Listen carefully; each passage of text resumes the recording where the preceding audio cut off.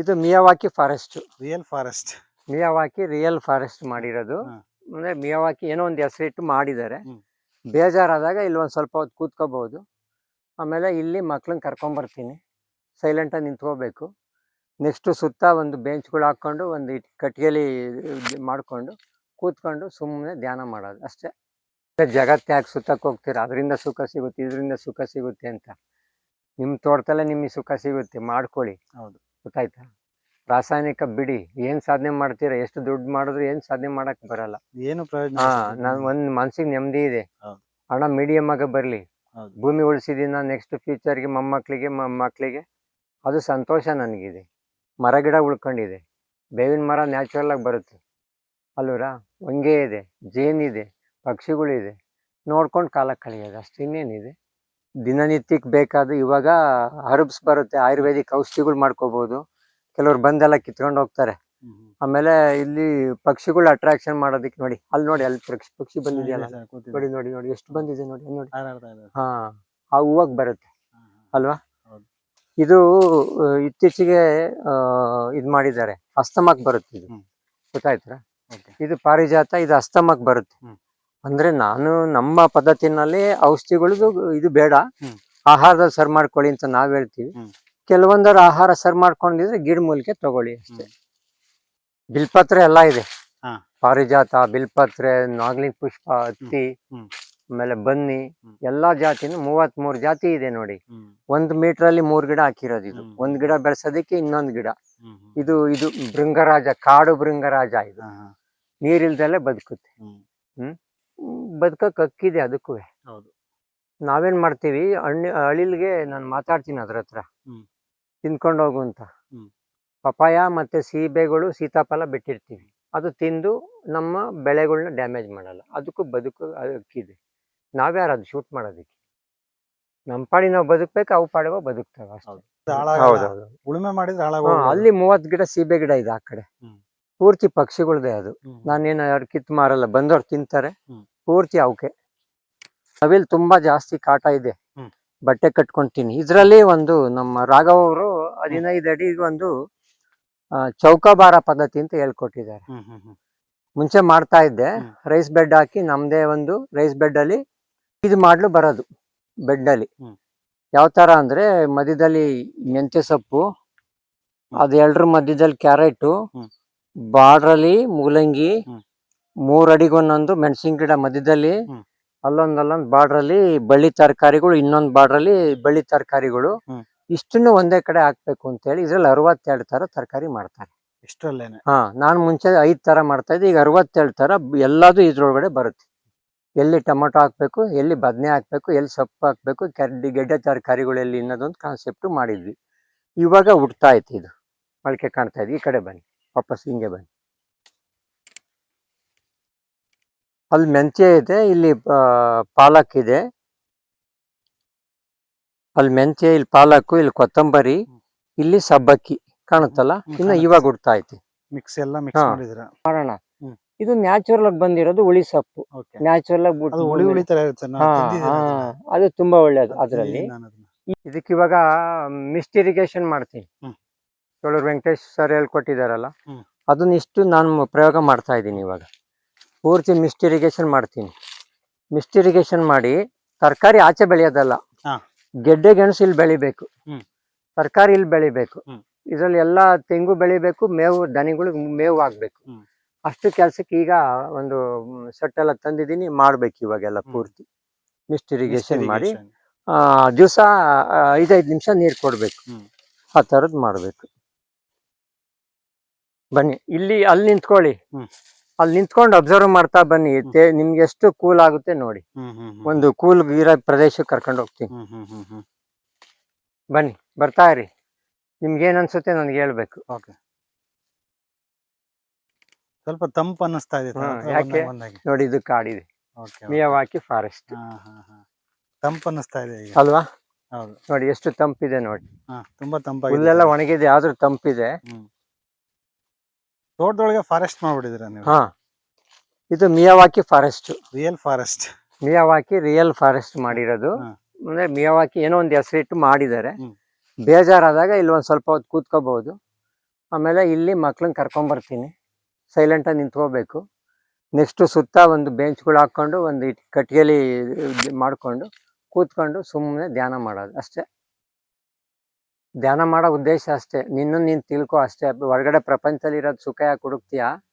ನಿನ್ನೊಳಗಿರ್ತಕ್ಕಂಥ ಸುಖನ ನೀನು ಎಂದಾರ ಹುಡುಕೋ, ನಿನಗೆ ಇಡೀ ಪ್ರಪಂಚದಲ್ಲಿ ನೋಡಿದವಷ್ಟುಗಿಂತ 2 ಪಟ್ಟು ನಿನ್ನಲ್ಲಿ ಸಂತೋಷ ಆಗುತ್ತೆ ಅನ್ನೋದನ್ನ ಕಾನ್ಸೆಪ್ಟ್. ನಮಗೆ ಧ್ಯಾನ ಮಾಡೋ ಉದ್ದೇಶ ಅಷ್ಟೇ. ಈಗ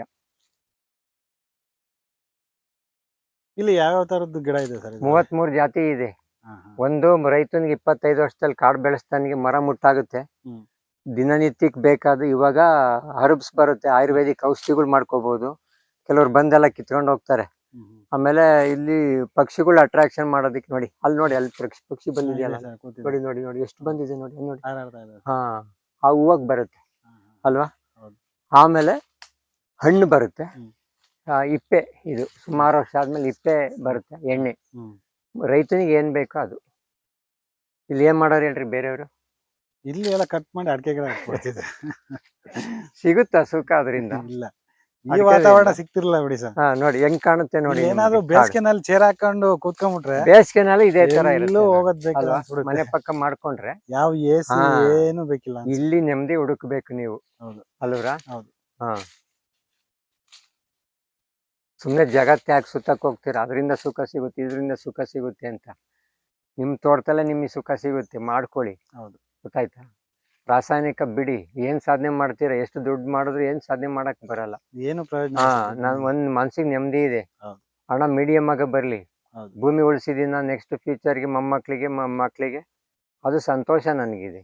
ಮರ ಗಿಡ ಉಳ್ಕೊಂಡಿದೆ, ಬೇವಿನ ಮರ ನ್ಯಾಚುರಲ್ ಆಗಿ ಬರುತ್ತೆ ಅಲ್ವರಾ. ಹೊಂಗೆ ಇದೆ, ಜೇನಿದೆ, ಪಕ್ಷಿಗಳಿದೆ, ನೋಡ್ಕೊಂಡು ಕಾಲ ಕಳೆಯೋದು ಅಷ್ಟು. ಇನ್ನೇನಿದೆ? ಇದು ಶಾಂಪ ಬರುತ್ತೆ, ನೀರಿಗೆ ಹಾಕಿದ್ರೆ ನಿಮ್ಗೆ ಲೋಳೆ ಹೆಂಗ್ ಬರುತ್ತೆ, ಶಾಂಪ ಕೆಲಸ ಮಾಡುತ್ತೆ. ಸ್ನಾನ ಮಾಡಕ್ ಆಲ್ಟರ್ನೇಟ್ ಕೇಳಿದ್ರಲ್ಲ, ಶಾಂಪ ಬರುತ್ತೆ, ಇದು ಬರುತ್ತೆ. ಕರಿಮತ್ತಿ. ಕರಿಮತ್ತಿ. ಇದು ಪಾರಿಜಾತ ಬರುತ್ತೆ. ಪಾರಿಜಾತ ಅಂದ್ರೆ ಅಲ್ಲಿದೆ. ಮಲೇರಿಯಾಕ್ಕೆ ಕುದಿಸಿ ನೀರು ಕುಡಿದ್ರೆ ಡಯಾಬಿಟಿಕ್ ಮತ್ತೆ ಇದು ಕಡಿಮೆ ಆಗುತ್ತೆ. ಇದು ಇತ್ತೀಚೆಗೆ ಇದು ಮಾಡಿದ್ದಾರೆ, ಅಸ್ತಮಕ್ ಬರುತ್ತೆ ಇದು. ಗೊತ್ತಾಯ್ತಾ? ಇದು ಪಾರಿಜಾತ, ಇದು ಅಸ್ತಮಕ್ ಬರುತ್ತೆ.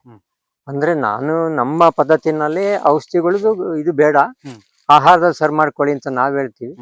ಕೆಲವೊಂದರ ಆಹಾರ ಸರ್ ಮಾಡ್ಕೊಂಡಿದ್ರೆ ಗಿಡ ಮೂಲಿಕೆ ತಗೊಳ್ಳಿ ಅಷ್ಟೇ.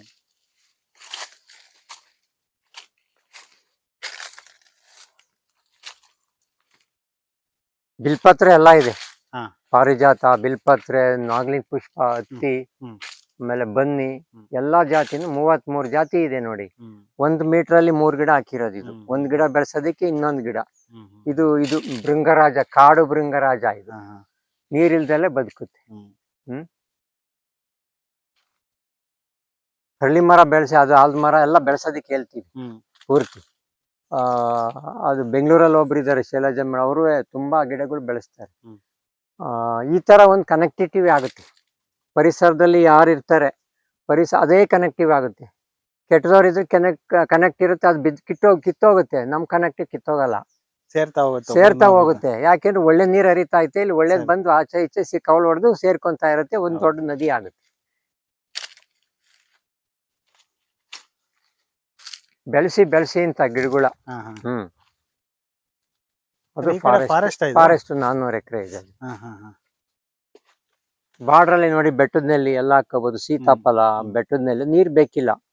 ಬೇಜಾರಾದಿಸಿ ಎಲ್ಲ ಅಲ್ದಾಡಿದ್ರೆ ಎಲ್ಲ ಫುಲ್ ಹಣ್ಣಿನ ಗಿಡ ಸಿಗುತ್ತೆ ನನಗೆ ಪೂರ್ತಿ.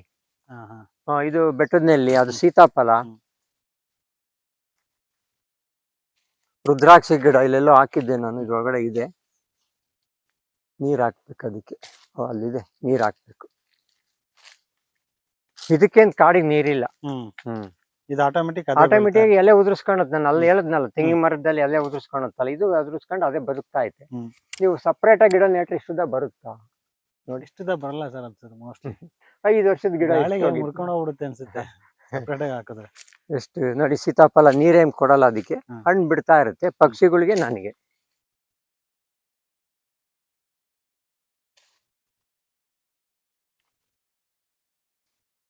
ಅದು ಸೀಬೆ ಪಕ್ಷಿ ತಂದು ಹಾಕಿರೋದು. ಹೊರಗಡೆಯಿಂದ ಈಗ ಒಂದು ಮನುಷ್ಯ ಆ ಥರ ಹಾಕಿ ಬೆಳೆಸೋಕ್ಕಾಗುತ್ತಾ? ಪಕ್ಷಿ ಹಾಕಿರೋದು ಸೀಬೆ ಉಟ್ಕೊಂಡಿದೆ, ಅದು ನೆಕ್ಸ್ಟ್ ಅದಕ್ಕೆ ತಿನ್ನುತ್ತೆ, ಅಳಿಲ್ ತಿನ್ನುತ್ತೆ. ಬೇರೆಯವ್ರು ಏನು ಮಾಡ್ತಾರೆ, ಅಳಿಲ್ಗಳೆಲ್ಲ ಶೂಟ್ ಮಾಡಿ ಸಾಯಿಸ್ತಾರೆ. ಅದು ಬದುಕಕ್ಕೆ ಹಕ್ಕಿದೆ ಅದಕ್ಕೂ. ಹೌದು. ನಾವೇನು ಮಾಡ್ತೀವಿ, ಅಳಿಲ್ಗೆ ನಾನು ಮಾತಾಡ್ತೀನಿ ಅದ್ರ ಹತ್ರ, ತಿನ್ಕೊಂಡು ಹೋಗು ಅಂತ. ಪಪಾಯ ಮತ್ತು ಸೀಬೆಗಳು, ಸೀತಾಫಲ ಬಿಟ್ಟಿರ್ತೀವಿ, ಅದು ತಿಂದು ನಮ್ಮ ಬೆಳೆಗಳನ್ನ ಡ್ಯಾಮೇಜ್ ಮಾಡಲ್ಲ. ಅದಕ್ಕೂ ಬದುಕು ಹಕ್ಕಿದೆ. ನಾವ್ಯಾರು ಅದು ಶೂಟ್ ಮಾಡೋದಕ್ಕೆ? ನಮ್ಮ ಪಾಡಿ ನಾವು ಬದುಕಬೇಕು, ಅವು ಪಾಡಿಗೆ ಬದುಕ್ತವೆ ಅಷ್ಟೇ. ಅದಕ್ಕೆ ಆ ಸೀಬೆ ಉಟ್ಕೊಂಡಿದೆ, ಪಕ್ಷಿ ಎಲ್ಲೋ ತಿಂದು ಎಲ್ಲೋ ತೊಗೊಂಬಂದು ಹಾಕಿರೋದು. ಫಸ್ಟ್ ಕ್ಲಾಸಾಗಿ ಬರ್ತಿದ್ದೆ, ಎಲ್ಲ ಪಕ್ಷಿಗಳು ಹಾಕ್ಕೊಂಡಿದೆ. ಯಾಕೆಂದ್ರೆ ನಾನು ಹಾಳು ಮಾಡಲ್ವಲ್ಲ, ತುಂಬ ಪಕ್ಷಿಗಳಿದೆ, ತುಂಬ ಸೀಬೆಗಳು ಉಟ್ಕೊಂಡಿರ್ತವೆ. ಅದಲ್ದಲೆ 30 ಗಿಡ ಉಳುಮೆನೆ ಮಾಡಲ್ವಲ್ಲ ಸರ್, ಅದಕ್ಕೆ ಅದು ಹಾಳಾಗಲ್ಲ. ಹೌದೌದು, ಉಳುಮೆ ಮಾಡಿದ್ರೆ ಹಾಳಾಗೋದು. ಅಲ್ಲಿ 30 ಗಿಡ ಸೀಬೆ ಗಿಡ ಇದೆ ಆ ಕಡೆ, ಪೂರ್ತಿ ಪಕ್ಷಿಗಳದೇ ಅದು. ನಾನೇನು ಯಾರು ಕಿತ್ತು ಮಾರಲ್ಲ, ಬಂದವ್ರು ತಿಂತಾರೆ, ಪೂರ್ತಿ ಅವಕ್ಕೆ. ಅದು ಗೊತ್ತಿಲ್ಲ ಯಾರಿಗೂ, ಅದು ಗೊತ್ತಾಯ್ತಾ? 30 ಸೀಬೆ ಗಿಡದಲ್ಲಿ ಅಲ್ಲಿ ಅದೇ ಎಕ್ಸಸ್ ಆಗ್ತಾ ಇತ್ತು. 30 kg ಬಿಡುತ್ತೆ ಒಂದು ಗಿಡ. ಯಾಕೆಂದ್ರೆ ಪಕ್ಷಿ ತಿಂದು ಇಕ್ಕೆಲ್ಲಿ ಮೈಕ್ರೋಬ್ಸ್ ಡೆವಲಪ್ ಆಗಿ ಅದೇ ಡೆವಲಪ್ ಆಗ್ತಾ ಇರುತ್ತೆ, ಗೊಬ್ಬರ ಆಟೋಮೆಟಿಕ್ ಆಗಿ ಮಾಡ್ಕೊಂಡಿದೆ ನೋಡಿ.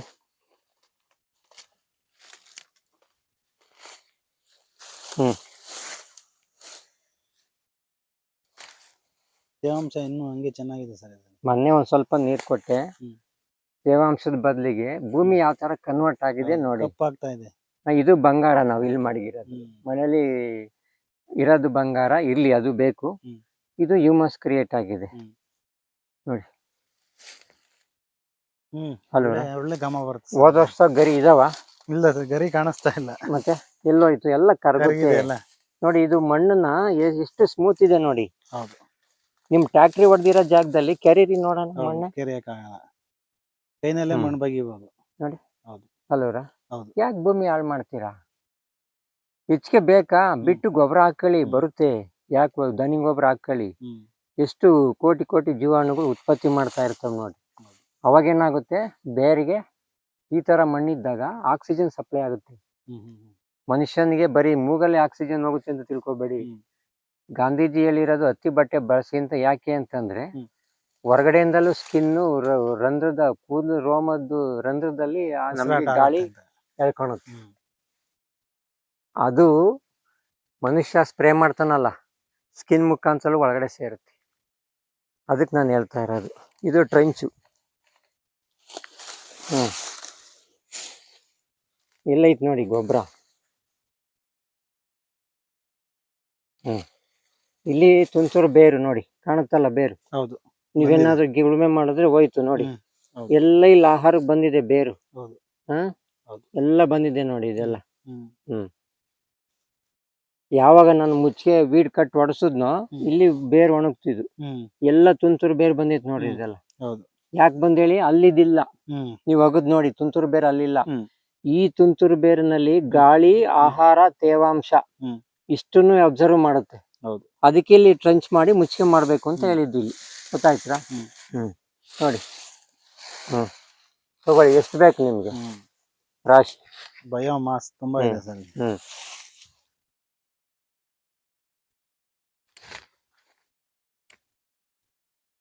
ನೀವು ಡ್ರಿಪ್ ಹಾಳಾಗಿದ್ದೀವಿ ನನ್ ಗಿಡಕ್ಕೆ, ಆದ್ರೂ ಅಷ್ಟೇ ಬೆಳೆ ಬರುತ್ತೆ.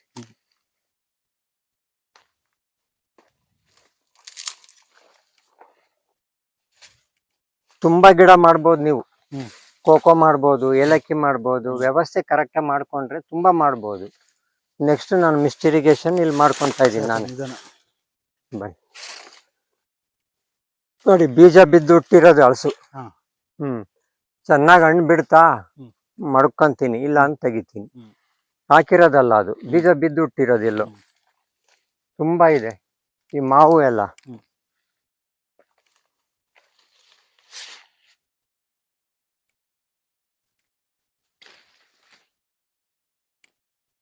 ನೋಡಿ, ಇದು ಪಕ್ಷಿ ಹಾಕಿರೋದು ಸೀಬೆ.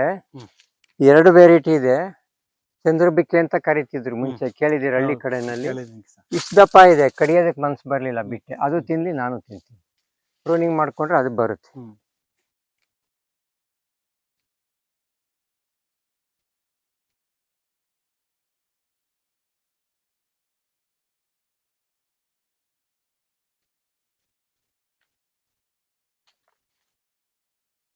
ಅದು ನಾಟಿ ಪಪ್ಪಾಯ ಅದುವೆ.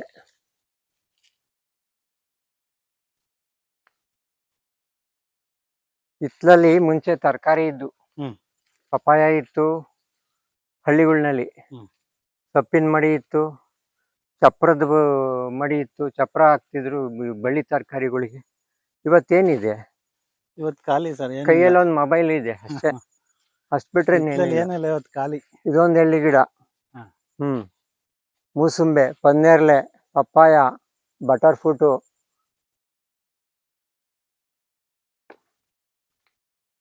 ಅದು ಕಿತ್ಲೆ ತುಂಬಾ ಬಿಡುತ್ತೆ. ಅದು ಆ ಕಡೆ ಎಲ್ಲ ಇತ್ತು, ಇದೇ ತರ ಕಿತ್ಲೆ ಬಂದಿತ್ತು. ನಾನು ಫೋಟೋ ಕಳಿಸ್ತೀನಿ ನೋಡಿ ನಿಮ್ಗೆ. ಹ್ಮ್. ಇಲ್ಲಿ ನಾನು ತರಕಾರಿ ಫ್ಲಾಟ್ ಮಾಡ್ತಾ ಇದ್ದೆ, ನಿಲ್ಸಿದ್ದೀನಿ. ಮಳೆ ಜಾಸ್ತಿ ಆಯ್ತು, ಇವಾಗ ಶುರು ಮಾಡಬೇಕು. ಹ್ಮ್. ಟ್ರೈನಿಂಗ್ನವ್ರು ಬಂದಿದ್ದಾರೆ, ಹ್ಮ್. ಇವಾಗ ಶುರು ಮಾಡಬೇಕು. ಸುತ್ತ ಪಪ್ಪಾಯ ಇರುತ್ತೆ, 7 ಕುಂಟೆ ಜಾಗ ಬಿಟ್ಕೊಂಡಿದ್ದೀನಿ. ಓಕೆ. ಕ್ಲೀನ್ ಮಾಡಿ ಹ್ಮ್. ಪ್ರತಿ ದಿವಸ ತರಕಾರಿ ತಿನ್ಬೇಕು. ಹ್ಮ್. ಇಲ್ಲಿ ನಾವು ನವಿಲ್ ತುಂಬಾ ಜಾಸ್ತಿ ಕಾಟ ಇದೆ. ಹ್ಮ್. ಬಟ್ಟೆ ಕಟ್ಕೊಂತೀನಿ. ಇದರಲ್ಲಿ ಒಂದು ನಮ್ಮ ರಾಘವ್ ಅವರು 15 ಅಡಿಗೆ ಒಂದು ಚೌಕಾಬಾರ ಪದ್ಧತಿ ಅಂತ ಹೇಳ್ಕೊಟ್ಟಿದ್ದಾರೆ. ಹ್ಮ್. ಹ್ಮ್. ಹ್ಮ್. ಮುಂಚೆ ಮಾಡ್ತಾ ಇದ್ದೆ. ಹ್ಮ್. ರೈಸ್ ಬೆಡ್ ಹಾಕಿ ನಮ್ದೇ ಒಂದು ರೈಸ್ ಬೆಡ್ ಅಲ್ಲಿ ಇಲ್ಲೂ ಐದು ನಿಧಾನ ನೋಡ್ಕೊಂಡು ಬನ್ನಿ. 5 ಮಾಡ್ಲು ಬರೋದು ಬೆಡ್ ಅಲ್ಲಿ. ಹ್ಮ್. ಯಾವ ತರ ಅಂದ್ರೆ ಮಧ್ಯದಲ್ಲಿ ಮೆಂತ್ಯ ಸೊಪ್ಪು, ಹ್ಮ್. ಅದು 2 ಮಧ್ಯದಲ್ಲಿ ಕ್ಯಾರೆಟು, ಹ್ಮ್. ಬಾರ್ಡ್ರಲ್ಲಿ ಮೂಲಂಗಿ, ಹ್ಮ್. 3 ಅಡಿಗೊಂದೊಂದು ಮೆಣಸಿನ ಗಿಡ ಮಧ್ಯದಲ್ಲಿ, ಹ್ಮ್. ಅಲ್ಲೊಂದು ಬಾರ್ಡ್ರಲ್ಲಿ ಬಳ್ಳಿ ತರಕಾರಿಗಳು, ಇನ್ನೊಂದು ಬಾರ್ಡ್ರಲ್ಲಿ ಬಳ್ಳಿ ತರಕಾರಿಗಳು. ಹ್ಮ್. ಇಷ್ಟನ್ನು ಒಂದೇ ಕಡೆ ಹಾಕ್ಬೇಕು ಅಂತ ಹೇಳಿ ಇದ್ರಲ್ಲಿ 62 ತರ ತರಕಾರಿ ಮಾಡ್ತಾರೆ. ಇಷ್ಟರಲ್ಲೇನೆ. ನಾನು ಮುಂಚೆ 5 ತರ ಮಾಡ್ತಾ ಇದ್ದೆ, ಈಗ 62 ತರ ಎಲ್ಲದೂ ಇದ್ರೊಳಗಡೆ ಬರುತ್ತೆ. ಎಲ್ಲಿ ಟೊಮೊಟೊ ಹಾಕ್ಬೇಕು, ಎಲ್ಲಿ ಬದನೆ ಹಾಕ್ಬೇಕು, ಎಲ್ಲಿ ಸೊಪ್ಪು ಹಾಕ್ಬೇಕು, ಗೆಡ್ಡೆ ತರಕಾರಿಗಳು ಎಲ್ಲಿ ಅನ್ನೋದೊಂದು ಕಾನ್ಸೆಪ್ಟ್ ಮಾಡಿದ್ವಿ. ಇವಾಗ ಹುಡ್ತಾ ಐತಿ, ಇದು ಮೊಳಕೆ ಕಾಣ್ತಾ ಇದೆ. ಈ ಕಡೆ ಬನ್ನಿ, ವಾಪಸ್ ಹಿಂಗೆ ಬನ್ನಿ. ಅಲ್ಲಿ ಮೆಂತ್ಯ ಇದೆ, ಇಲ್ಲಿ ಪಾಲಕ್ ಇದೆ. ಅಲ್ಲಿ ಮೆಂತ್ಯ, ಇಲ್ಲಿ ಪಾಲಕ್ಕು, ಇಲ್ಲಿ ಕೊತ್ತಂಬರಿ, ಇಲ್ಲಿ ಸಬ್ಬಕ್ಕಿ ಕಾಣುತ್ತಲ್ಲ. ಇನ್ನು ಇವಾಗ ಹುಡ್ತಾ ಐತಿ. ಮಿಕ್ಸ್ ಎಲ್ಲ ಮಿಕ್ಸ್ ಮಾಡಿದ್ರ. ಇಲ್ಲಿ ನಾವು ಒಂದು ಸುಮ್ಮನೆ ಇದು ಓಡಾಡಕ್ ಚೆನ್ನಾಗಿರುತ್ತೆ ಅಂತ ಹೆಂಚ್ ಕೊಟ್ಕೊಂಡು ಮಾಡ್ತಾ ಇದೀವಿ. ಇಲ್ಲಿ ದಂಟು,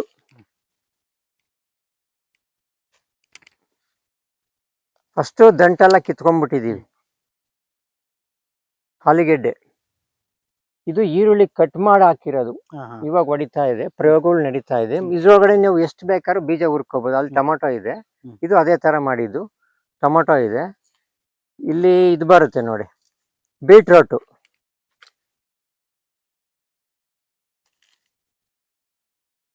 ಅದು ಬೀಟ್ರೋಟು. ಇದು ಒಂದ್ಗೊನೆ, ಅಂದ್ರಲ್ಲಿ ಕೆಂಪು ಒಂದ್ಗೊನೆ. ಇದು ಒಂದೊಂದು ಸಬ್ಸಿಗೆ ಸೊಪ್ಪು ಎಲ್ಲ ಹಾಕಿದ್ವಲ್ಲ. ಆಮೇಲೆ ಇದು ಹಾಕಿರೋದು ಅಷ್ಟು ಬಂದಿದೆ, ಕೆಲವೊಂದು ಬೀಜಗಳು ಹುಡ್ತಾ ಐತೆ. ಅದು ಸುಮ್ಮನೆ ಸೂಕ್ಷ್ಮ ನೆಕ್ಸ್ಟ್ ಮಾಡೋಣ. ಇದು ನ್ಯಾಚುರಲ್ ಆಗಿ ಬಂದಿರೋದು ಹುಳಿ ಸೊಪ್ಪು. ನ್ಯಾಚುರಲ್ ಆಗಿ ಅದು ತುಂಬಾ ಒಳ್ಳೇದು ಅದ್ರಲ್ಲಿ. ಇದು ನೋಡಿ B12 ಅಂತ. ಒಂದ್ ನಿಮಿಷ, ಇದು ನೋಡಿ, ಇದೊಂದು ಗಿಡ ನ್ಯಾಚುರಲ್ ಆಗಿ ಹುಟ್ಟಿದೆ. ಅಂದ್ರೆ ನಾನು ಯಾಕೆ ಹೇಳ್ತಾ ಇದ್ದೀನಿ ಅಂದ್ರೆ, ನಾವು ಒಂದು ತರಕಾರಿ ಮಡಿ ಮಾಡಿದ್ರೆ ನಮಗೆ ಬೇಕಾಗಿರೋದು ಕಳೆ ಅಂತ ತೆಗೆದಾಕ್ತಿವಿ ಇದನ್ನ. ಇದು ನೀರ್ನಲ್ಲಿ ಹಾಕಿ ಹಾಲ್ನಲ್ಲಿ ಕುದಿಸಿ ಕುಡಿದ್ರೆ ಇತ್ತೀಚೆಗೆ B12 ಬರುತ್ತೆ, B ಕಾಂಪ್ಲೆಕ್ಸ್ ಸಿಗುತ್ತೆ ಅಂತ. ಸರ್ ಅದೆಲ್ಲೋ ಜ್ಞಾಪಕ ಬರುತ್ತೆ, ಇವಾಗ ಜ್ಞಾಪಕ ಬರ್ತಾ ಇಲ್ಲ. ಹೇಳ್ತೀನಿ, ಅದು ನಿಮ್ಗೆ ಫೋನ್ ಮಾಡಿ ತಿಳಿಸ್ತೀನಿ. ಆಮೇಲೆ ಬೀನ್ಸ್ ಬಳ್ಳಿ ತರಕಾರಿ ಆಗ್ಬೋದು, ಇದೆಲ್ಲ ಮಾಡ್ಬೇಕು. ತುಂಬಾ ಮಾಡ್ಬೋದು. ಅಂದ್ರೆ ಇಲ್ಲೂ ಅಷ್ಟೇ, ಭೂಮಿ ಸ್ಮೂತ್ ಇದೆ ನೋಡಿ, ಯಾವಾಗ ಬೇಕಾದ್ರೂ ಹುರ್ಕೋಬಹುದು ನಾವು. ನೋಡಿ, ಗೊತ್ತಾಯ್ತಾ? ಯಾವಾಗ ಬೇಕಾದ್ರೂ ಗಿಡಗಳು ಹುರ್ಕೊಳ್ಳೋದಕ್ಕೆ ರೆಡಿ ಆಗ್ತಾನೆ ಇದೆ. ಇದಕ್ ಬೇಕಾದ್ರೆ ನಾವು ತರಗು ಎಲ್ಲ ಹಾಕೋಬಹುದು. ಮುಂಚೆ ಮಾಡ್ತಿದ್ದೆ ಪದ್ಧತಿ. ಆಲೂಗೆಡ್ಡೆ ಆಯ್ತು, ಮತ್ತೆ ಇದು ಕಳೆಗಿಡ ಅಂತ ಬಂತು. ಅಲ್ಲಿ ಗೊದ್ದರ್ವೆ, ಅರಿವೆನಲ್ಲಿ ತುಂಬಾ ಇದೆ ಗೊದ್ದರ್ವೆ. ಅದನ್ನ ಯಾಕೆ ಹೇಳ್ತೀವಿ ನಾವು, ಬೀಜ ಹಾಕಿರೋದಲ್ಲ, ನ್ಯಾಚುರಲ್ ಆಗಿ ಬಂದಿರೋದು. ಅಂದ್ರೆ ಒಂದು ನ್ಯಾಚುರಲ್ ಆಗಿ ಮಾಡ್ತಾ ಹೊರಟ್ರೆ ಬೇಕಾಗಿರೋದು ಸೃಷ್ಟಿ ಆಗ್ತಾನೆ ಇರುತ್ತೆ. ಅದನ್ನ ಬಳಸೋ ರೀತಿ ಬೇಕು, ತಿಳ್ಕೊಳೋ ರೀತಿ ಬೇಕು ಅಷ್ಟೇ. ಮಧ್ಯ ಮೆಣಸಿನ ಗಿಡ ಇದೆ. ಅಂದ್ರೆ ಇದು ಪ್ರಯೋಗ ಮುಂಚೆ ಮಾಡ್ತಿದ್ವಿ. ನಾನು ಒಂದು ಬೆಡ್ ಅಲ್ಲಿ 3-4 ಸಾವಿರ ರೂಪಾಯಿ ದುಡ್ಡು ತಗೊಂತಿದ್ದೆ. ಕ್ಯಾರೆಟ್ ಎಲ್ಲ ಬೆಳೆದಿದ್ದೆ. ನಿಜವಾಗ್ಲೂ ಹೇಳ್ತೀನಿ ನೋಡಿ, ಕ್ಯಾರೆಟ್ 28 ದಿವಸ ಫ್ರಿಡ್ಜ್ ಇಲ್ದಲ್ಲೇ ತಿಂದಿದ್ದಾರೆ. ಬೆಂಗಳೂರಿಗೆ ಕಳ್ಸಿದ್ದೆ ನಾನು. ತುಂಬಾ ಗಟ್ಟಿತನ ಇರುತ್ತೆ ಕ್ಯಾರೆಟ್. ಅದೇ ತರ ಮನುಷ್ಯ ಬದುಕ್ತಾನೆ ನ್ಯಾಚುರಲ್ ಆಗಿ ತಿಂದ್ರೆ.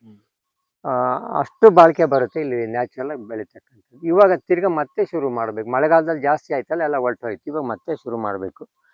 ಇನ್ನ ಈ ಥರ ಮಾಡೋದ್ರಿಂದ ಸೊಪ್ಪು ಎಲ್ಲ ಹಾಕ್ಬಿಟ್ಟು ಮುಚ್ಚಿಗೆ ಹಾಕಿ ಮಾಡೋದ್ರಿಂದ ಮಳೆ ಬಿದ್ದರೂ ಹೋಗಲ್ಲ ಅಂತ ಹೇಳಿದ್ದಾರೆ. ಮಾಡಬೇಕು.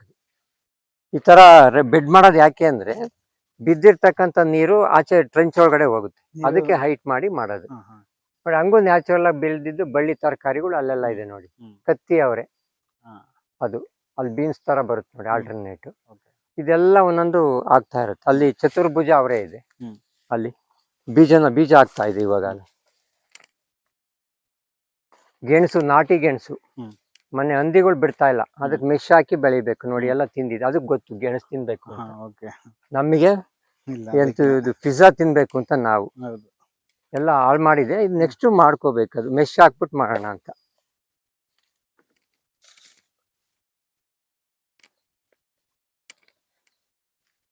ನೋಡಿ, ಇದು ಪೆಟ್ಟಿಗೆ ಸೊಪ್ಪು, ಏನ್ ಹೇಳ್ತಾರೆ, ಮಹಾಬಲ ಅಂತ ಕರೀತಾರೆ ಅಂತ ಅನ್ಸುತ್ತಿದೆ. ಇದನ್ನು ತಗೊಂಡು ಚಟ್ನಿ ಮಾಡ್ತೀನಿ, ಗೊತ್ತಾಯ್ತಾ. ಇನ್ನೊಂದಿದೆ ಛಾಯಾ ಮಾಂಸ ಅಂತ. ಇದು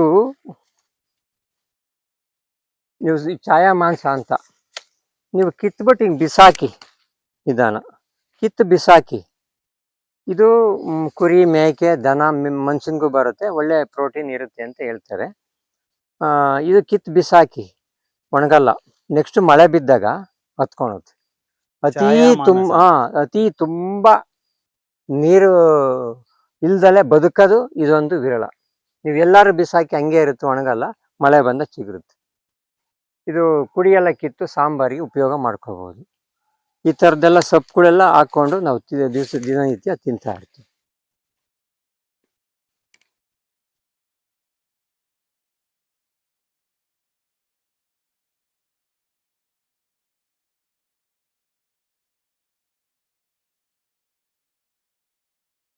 ಇದು ಆಪಲ್ ಬಾರೆ, ಈ ವರ್ಷ ಬಿಟ್ಟಿತ್ತು.